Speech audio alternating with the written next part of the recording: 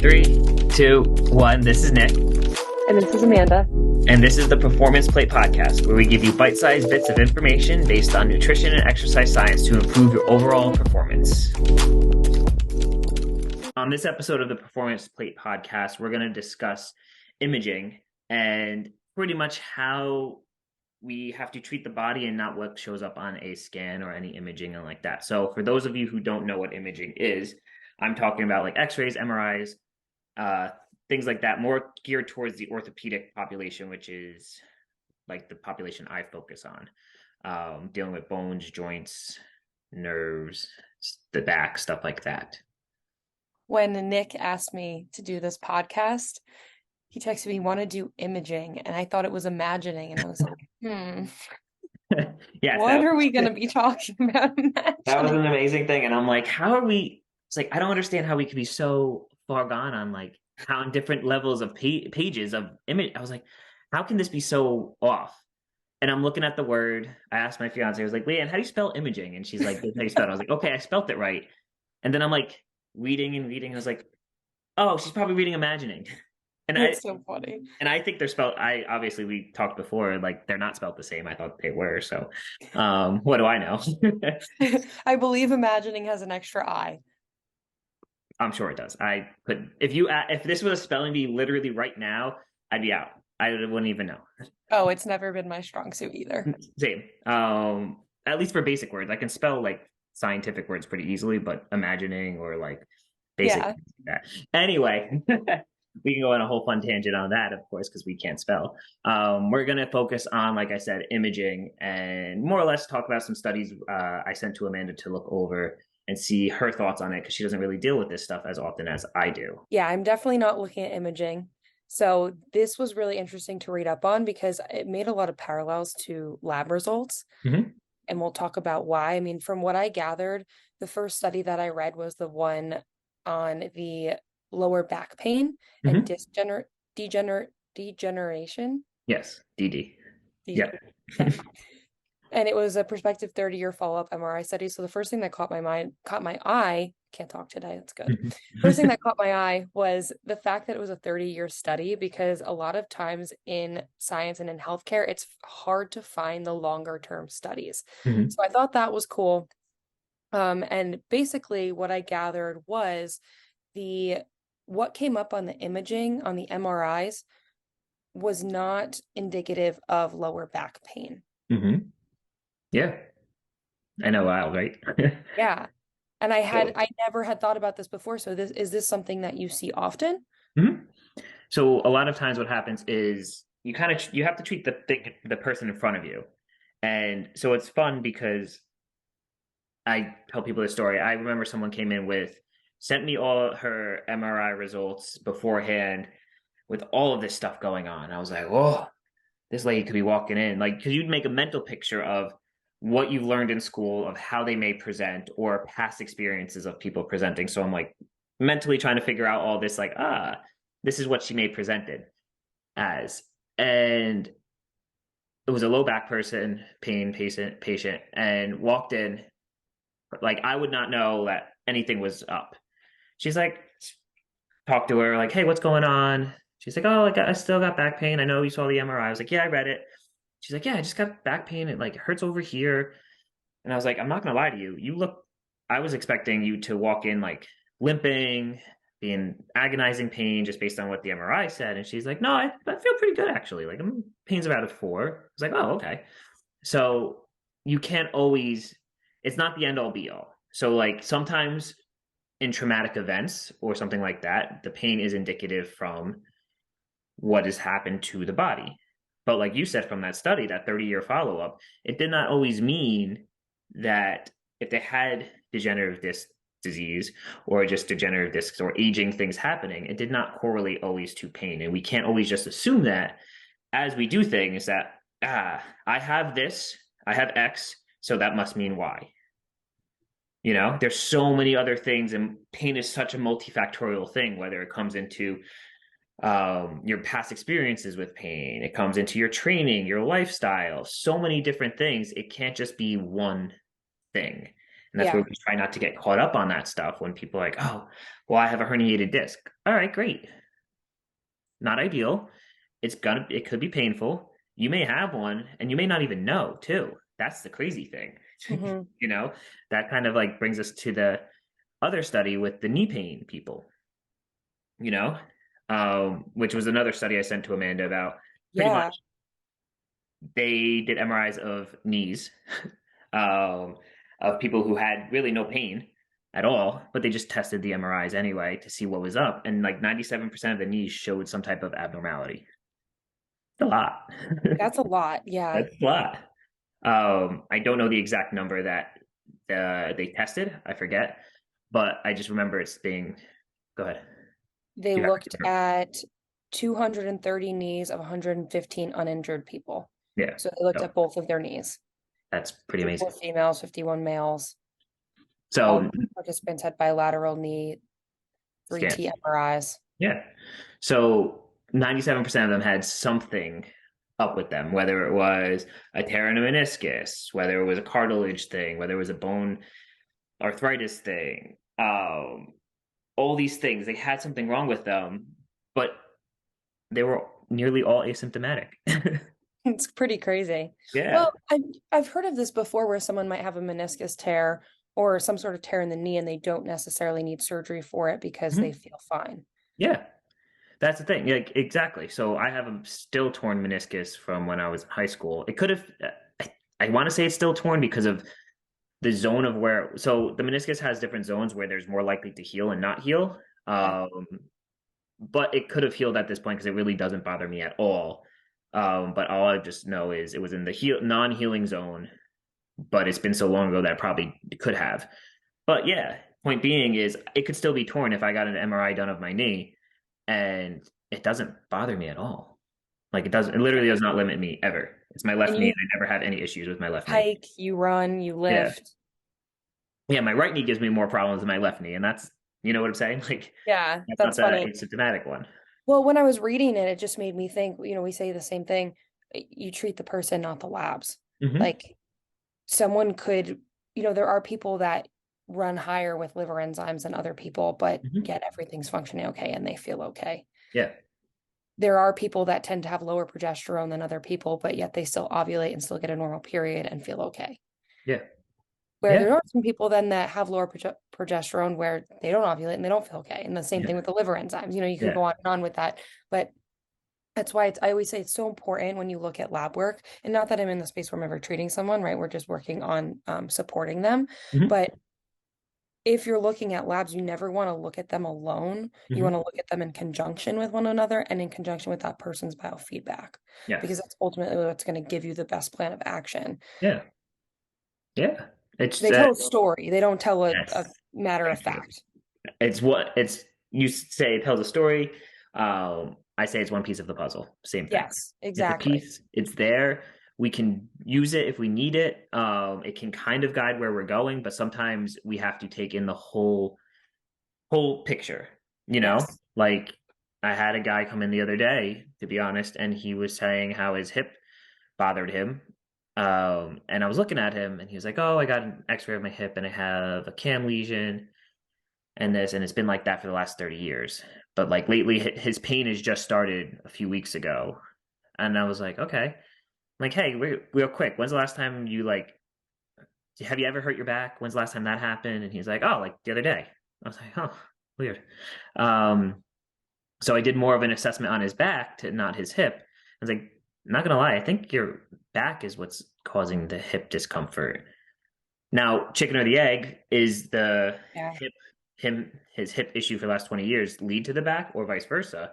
But treated him for his back and he's doing much better. Hmm. So It's we really don't cool. always it's a piece of the puzzle, but we don't always know if that's always it. So you have to be very open-minded to other things. Hmm. Point being is if a man is working with you and we'll just use your estrogen levels are really low, but you're fine and everything else is fine, but you can't get over the fact that your estrogen levels are low. And like Amanda's not even worried about them. And she's like, don't worry. But you're like, oh crap. Like, but you got to fix those estrogen levels. That's not always the case. And I get that sometimes. It's like, hey, like, my knee hurts, but you're working on my hip. and my back. And I'm like, well, yeah, we got to look at other aspects of it. Hmm. Maybe it's not just your knee. Maybe there's other components leading into it. And Yeah. it gives us a little piece. Sometimes it's the starting point, but it's not always the end all be all. Yeah, for sure. And also too, it just made me think of another scenario. I had a client that went to go get lab work done, and the doctor pretty much assumed that her glucose and cholesterol was going to come back high, Hmm. and they were all fine. The doctor actually called her and said and told her that things were high, and then she was like, "I don't think so. I have the results right here." Oh, wow. Oh, wow. Yeah, pretty crazy, right? Yeah, that's wild. And maybe you find this too with patients, like they hang on to that Hmm. diagnosis Yes. with from the scan. It's Yeah. like I have this, so then it's almost like I don't want to say it's in their head because you might actually be having pain, but Hmm. also too, just you got to check up, is the scan causing maybe more pain or more discomfort now Hmm. that you know about it, sort of Yeah. thing. Yeah. It's Yeah. like when someone goes to weigh in Yes. and they haven't weighed in a while and they see that the scale has gone up and all of a sudden they're like, my clothes don't fit, I don't Yeah. feel as good, I feel puffy. And I'm like, did you feel puffy a day ago? Did you feel Yes. puffy last night? Did you Yeah. feel Yeah. puffy before you stepped on the scale? Well, I don't know. Yes. Well, no, you're Well, right. yeah. You have to you want to take the whole picture. And like I said, it's multifactorial. You want to take the whole picture in, but you're right. People get caught up. And I posted a while ago, a very long time ago, you're more than a diagnosis. Hmm. It's the truth of the matter. Like you're more than a meniscal tear. You're more than a rotator cuff tear. You're more than a herniated disc at L4, L5, or L5S1. You are so much more than that. So there's so many different components that can play into what your pain is than just pure imaging alone. And like I Hmm. said originally, this is we're talking more about non-traumatic incidences.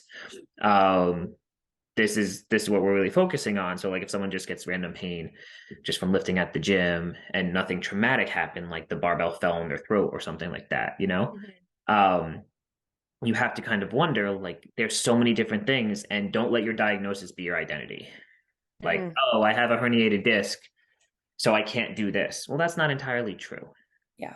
Because I've herniated my discs. I have a torn labrum in my left shoulder. I had that torn meniscus. If it healed, it healed.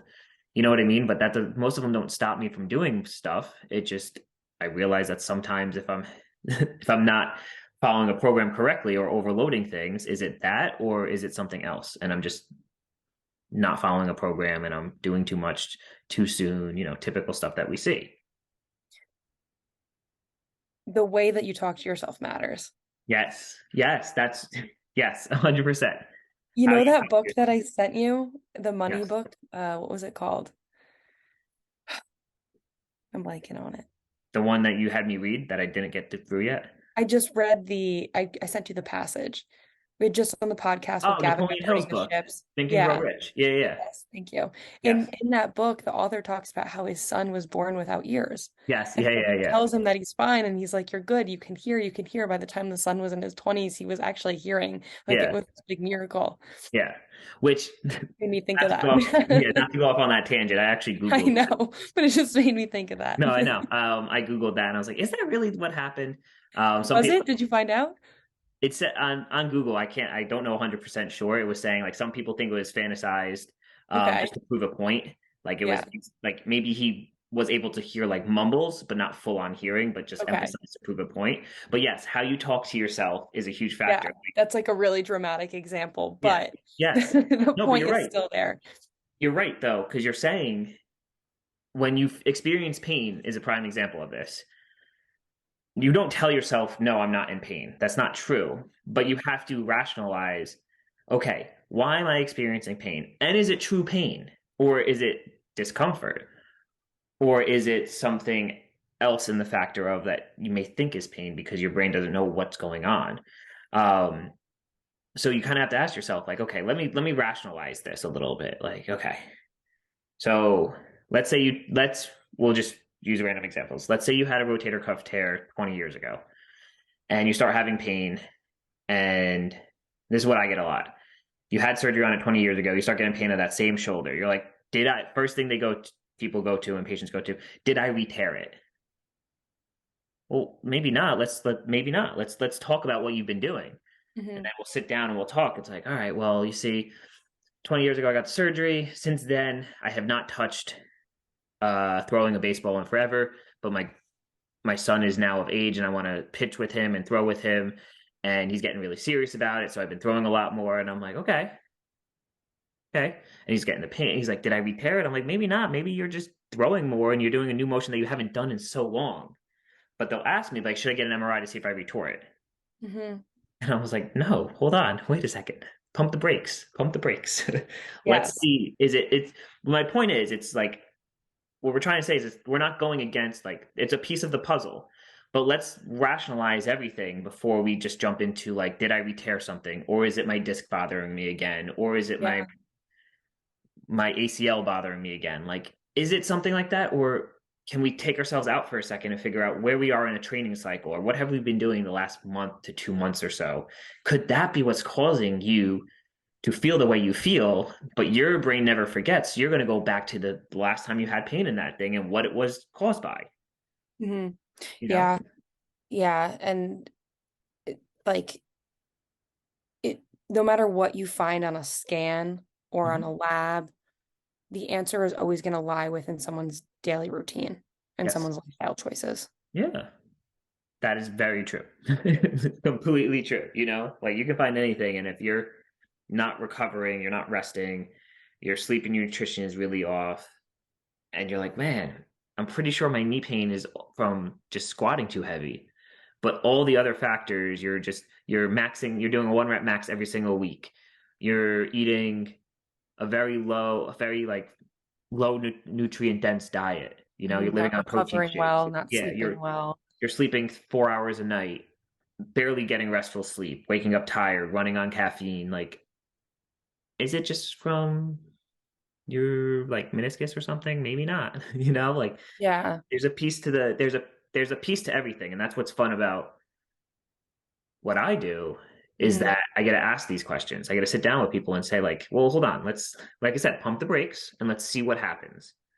Like, let's see, is it other things that can be? Now, don't get me wrong, if there's a meniscus issue going on, I may treat you for a meniscus issue, but there's other things that can be also going on that can be leading to that feeling the way it feels. Yeah.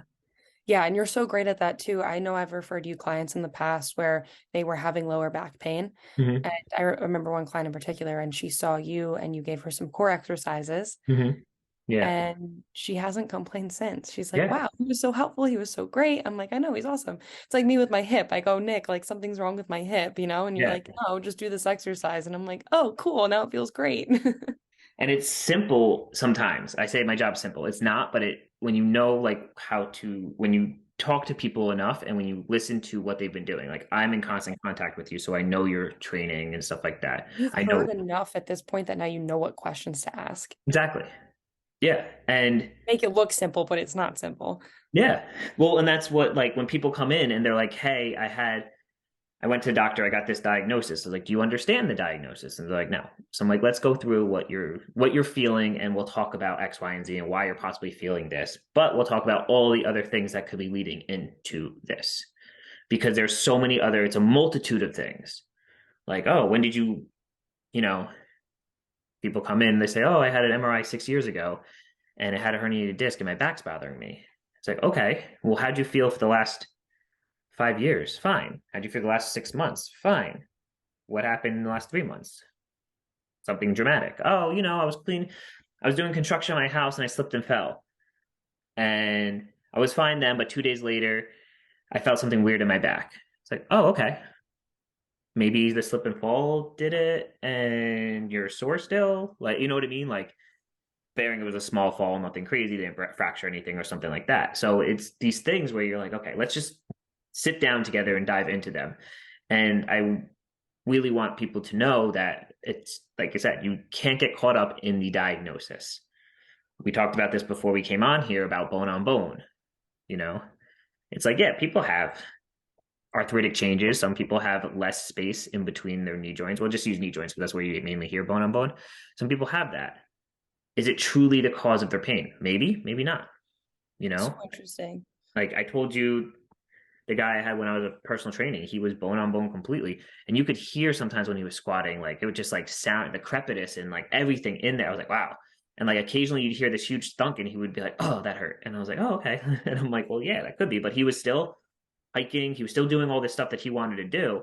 And then I reached out to him because he moved down to South Carolina, I think it was. Reached out to him a few years ago, and I was like, "Hey, how's your knee doing, by the way? I haven't seen talk to you in a while." He's like, "Hey, I couldn't take it anymore. I decided to get a replacement, and now he's doing even better." But for the longest time, he did not let that bone on bone limit him from doing what he wanted to do. He was just moderating himself and keep going and doing what he wanted to do until it got so bad to the point where he couldn't live anymore. He was like, "I got to do this." Yeah. Um, so it's just like that piece of that puzzle. It's not the end all be all. That's Yeah, like when you get basically what you're saying is when you get a result back that maybe is not optimal, you don't need to Mhm. jump to surgery or some dramatic intervention right away. Mhm. Yeah, exactly. Exactly. So, Like, what would be the advantage to not jumping to something like that right away? well, it would be if you want. The question is like you have to ask yourself, do you want this? Like Hmm. I'm biased in this answer because of what I do. So it's going to be hard to answer this very unbiasedly. So everybody who's listening, this is Hmm. going to be as unbiased as possible. But me being a physical therapist, I don't do surgeries and I've helped people avoid surgery. So what you got to think of is the advantage is you don't you don't know, like there's no undoing the surgery. So what's the harm in trying something conservative before you go down that route? Hmm. There's almost none, because let's say the worst case scenario completely, nothing gets better at all, and you're still in as much pain. You're 8 out of 10 pain.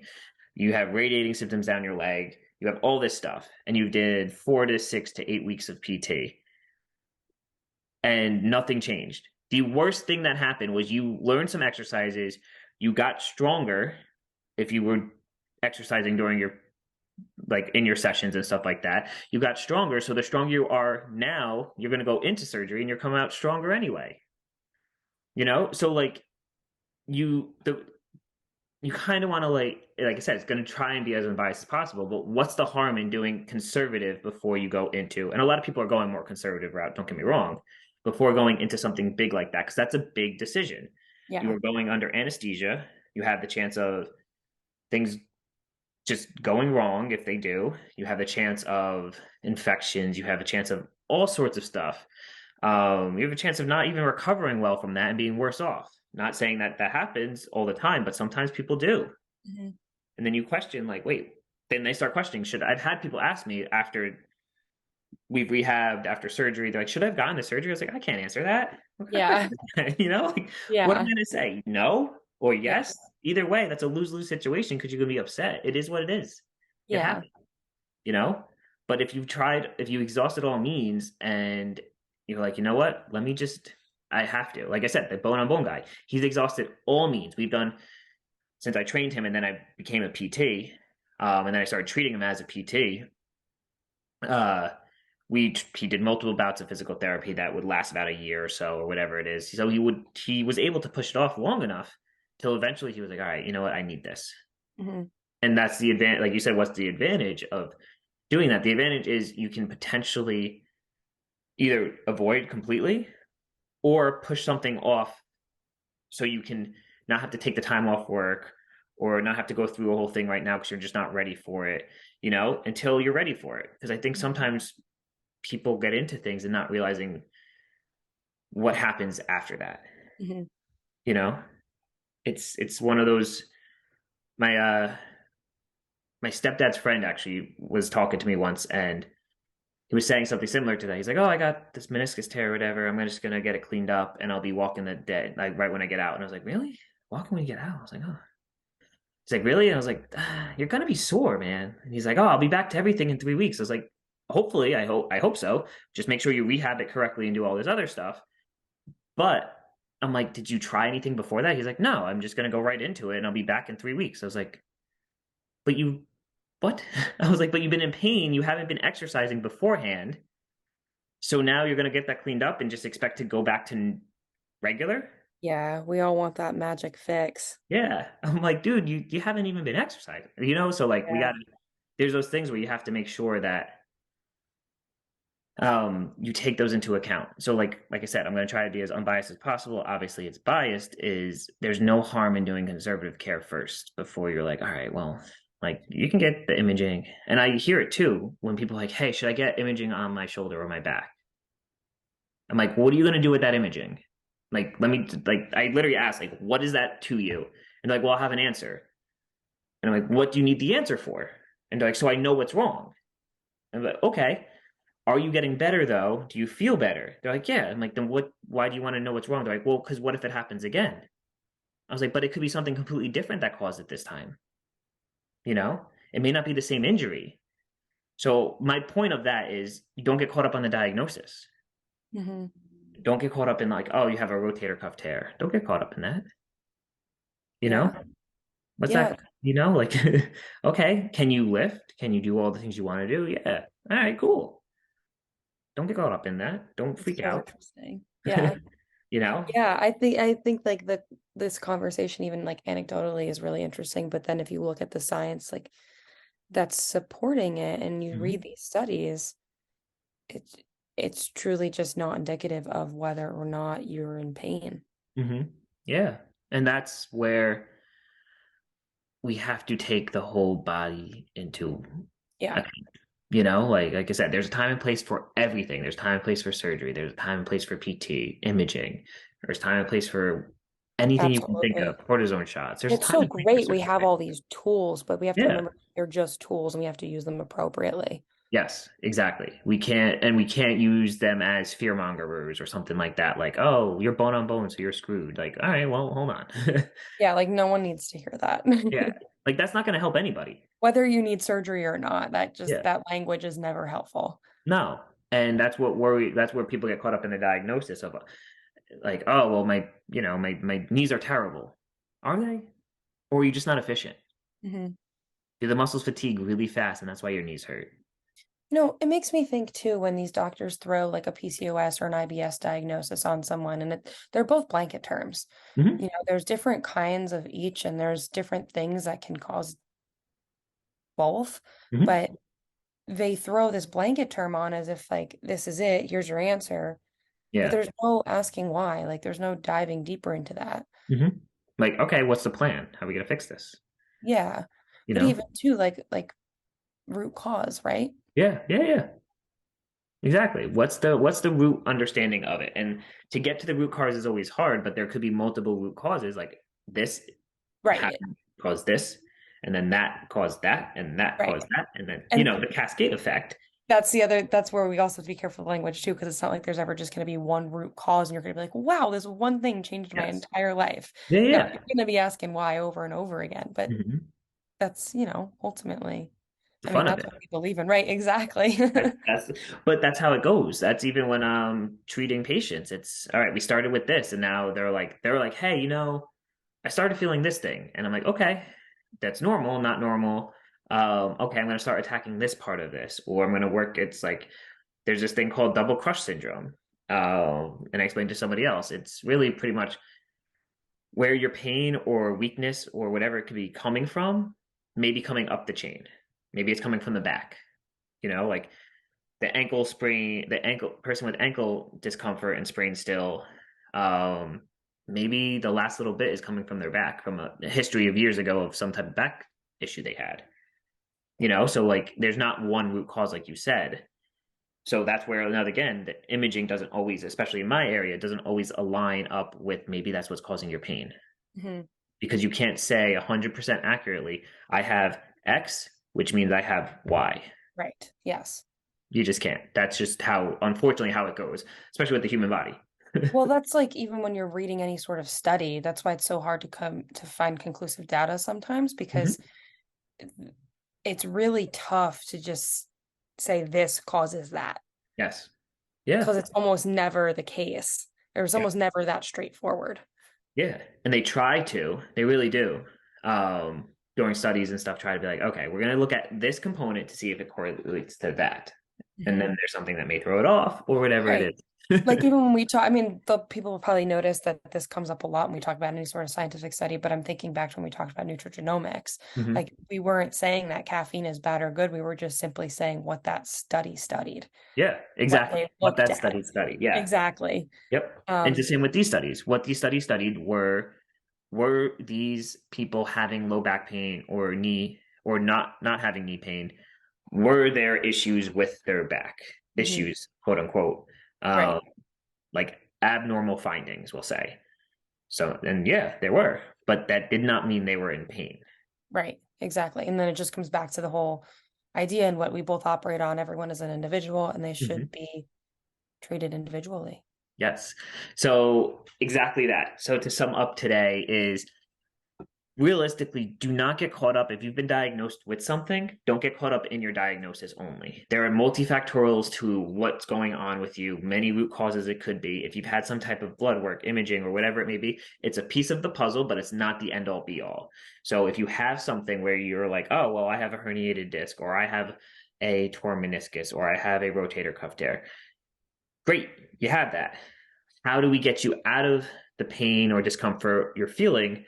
And is that the end all be all? No. So there's always ways around that, and there's ways to understand what your imaging means to you. Absolutely. Yeah. So thank you for listening. Another wonderful topic, Amanda. I can't wait for our next one. And if you're listening on Spotify or Apple, please rate us, leave us a review. If you're listening on YouTube as well, please like, comment, and let us know anything else you want to hear from us. You can find us both on Instagram. We're there. We spend most of our posting on there. We're also on TikTok, the Performance Plate Podcast. So until next time, guys, and Amanda, until next week. Thank you.